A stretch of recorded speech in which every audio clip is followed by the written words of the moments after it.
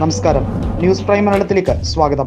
നിയമസഭാ തെരഞ്ഞെടുപ്പ് പടിവാതിൽക്കൽ എത്തി നിൽക്കുന്ന അസാമിലും BJPയിൽ വൻ പ്രതിസന്ധി സൃഷ്ടിച്ച് കൂട്ടരാജിയാണിപ്പോൾ നേതാക്കൾ വയ്ക്കുന്നത്. 4 തവണ BJPയുടെ MP ആയിരുന്ന രാജൻ ഗൊഹേറിൻ്റെ നേതൃത്വത്തിൽ 18 നേതാക്കൾ മധ്യ അസാമിൽ നിന്നും പാർട്ടിയിൽ നിന്നും പ്രാഥമിക അംഗത്വം രാജിവെച്ച് പുതിയ പാർട്ടി ഉണ്ടാക്കും എന്ന് ഹിമന്തിനെ വെല്ലുവിളിച്ചിരിക്കുകയാണ്. ഹിമന്ത് ഉൾപ്പെടെയുള്ള സംസ്ഥാന നേതൃത്വത്തിനെതിരെ കടുത്ത വിമർശനവുമായാണ് നേതാക്കൾ രാജി പ്രഖ്യാപിച്ചിരിക്കുന്നത്. വർഗീയ വിഭജനം ഈ രാജ്യം കണ്ടിട്ടില്ലാത്ത രീതിയിൽ നടത്തിയെടുക്കലാണ് ഹിമന്തിൻ്റെ പ്രധാന പണി. രാജൻ ഉൾപ്പെടെയുള്ള നേതാക്കൾ ഔദ്യോഗിക പദവികൾക്ക് പുറമെ പാർട്ടിയുടെ പ്രാഥമിക അംഗത്വം രാജിവെച്ചത് വലിയ രീതിയിൽ തിരിച്ചടിയാകും. അപ്പർ സെൻട്രൽ അസാമിൽ നിന്നുള്ള പ്രധാനപ്പെട്ട 17 നേതാക്കളാണ് അദ്ദേഹത്തിനോടൊപ്പം രാജിവെച്ചിരിക്കുന്നത്. തെരഞ്ഞെടുപ്പ് അടുത്ത വർഷം നടക്കാനിരിക്കെ ഇത്തരത്തിൽ ഒരു സംഭവ വികാസം മറ്റ് പല സംസ്ഥാനങ്ങളെയും പ്രതികൂലമായി ബാധിക്കും. പ്രത്യേകിച്ച് ബംഗാളിൽ തൃണമൂൽ വിട്ട് BJPയിൽ എത്തിയ പല നേതാക്കളും തിരിച്ച് മാതൃ പാർട്ടിയിലേക്ക് വരുന്നു. ശുദ്ധികലശം എന്ന രീതിയിൽ ഇപ്പോൾ മമതാ ബാനർജി തന്നെ അവരെ പൂമാലയിട്ട് സ്വീകരിക്കുന്നു.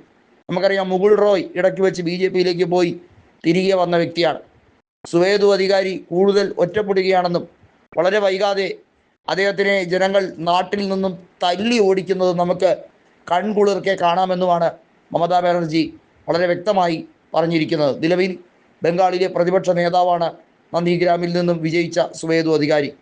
കഴിഞ്ഞ നിയമസഭാ തെരഞ്ഞെടുപ്പിൽ മമതാ ബാനർജി വലിയ പോരാട്ടമാണ് നടത്തിയത്. നന്ദിഗ്രാമിൽ സുവേദുവിൻ്റെ കോട്ട കൊത്തളം പൊടിച്ചെടുക്കും എന്ന ഒരു പ്രതീതി വരെ സൃഷ്ടിക്കപ്പെട്ടിരുന്നു.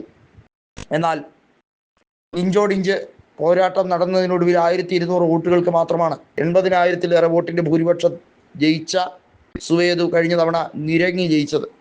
ഇത് സുവേദിനു മാത്രമല്ല, കയ്യൂക്കും ഗുണ്ട രാഷ്ട്രീയം കാണിച്ച് തിണ്ണമിടുക്കിൻ്റെ ബലത്തിൽ BJPക്ക് അധികാരത്തിൽ വരാം എന്ന് വിചാരിച്ചതിൻ്റെ തിരിച്ചടിയാണ്. ജാർഖണ്ഡിൽ നിന്നും ഗുണ്ടായുസം നടത്തുന്ന ചിലരെ അക്രമി സംഘങ്ങളെ ഇറക്കി ലോറിയിലും അതുപോലെ തന്നെ മറ്റ് വാഹനങ്ങളിലും ഇറക്കിയാണ് തെരഞ്ഞെടുപ്പുകളെ അട്ടിമറിക്കാൻ BJP പൊതുവെ ശ്രമിക്കുന്നതെന്നായിരുന്നു തൃണമൂൽ കോൺഗ്രസിൻ്റെ മറുപടി.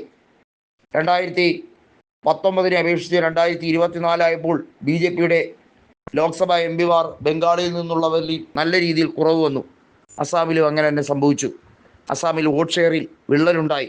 ഇതൊക്കെ BJPയെ പിടിച്ചു കുലുക്കുകയാണ്. 303 സീറ്റ് 2019 ഉണ്ടായിരുന്ന BJP 240-ലേക്ക് കൂപ്പുകുത്തുമ്പോൾ 63 സീറ്റുകളെക്കുറിച്ച് ബംഗാളിൽ നിന്നുള്ള കല്യാൺ ബാനർജി പറഞ്ഞത് ചൂ കിത് കിത് എന്ന് പറയുന്ന ഒരു കളിയെക്കുറിച്ച് പറഞ്ഞതാണ്.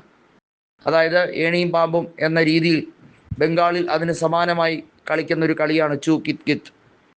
തകർന്നടിഞ്ഞിട്ടും അഹങ്കാരത്തിനൊരു കുറവുമില്ലെന്നും നിതിൻ ഗഡ്കരിക്ക് കാര്യങ്ങൾ മനസ്സിലായി കഴിഞ്ഞിരിക്കുകയാണെന്നും ഗഡ്കരിക്ക് വളരെ വൈകാതെ തന്നെ BJP തകർന്നടിയുമെന്ന് മനസ്സിലായിരിക്കുന്നു എന്നും അന്നേരം കല്യാൺ ബാനർജി ലോക്സഭയിൽ വെച്ച് പറഞ്ഞത് പ്രതിപക്ഷ ബെഞ്ചുകളിൽ ചിരി പടർത്തി.